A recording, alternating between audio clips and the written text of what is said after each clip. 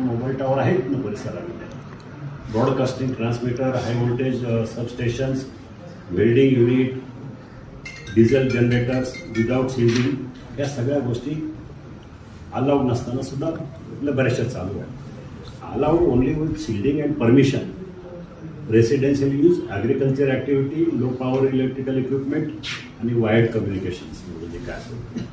आणि याचं दिस 5 kilometre radius is critical. फक्त 5 किलोमीटर अंतर हे क्रिटिकल आहे. त्याच्यानंतर 5 ते 30 त्याच्या पुढे किती काही करा, काही प्रॉब्लेम नाही. झोन 2 मध्ये जे दिले 5 ते 30 किलोमीटर अंतरामध्ये ह्या गोष्टी त्यांनी प्युअरली हे केलेल्या आहेत की अलाउड आहेत. Roads and highways allowed, railways allowed, light industry allowed, heavy industry with clearance, हे सगळं रिपोर्टमध्ये त्यांनी सगळं लिहिलेलं आहे.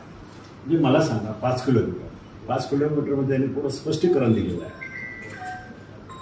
आणि जर तुमचं अँटेना अशी असेल आणि माझी रेल्वे लाईन अशी फिरून त्याला जर फिरून जात असेल तर ते 5 किलोमीटर, अन्यथा इथं तुमचं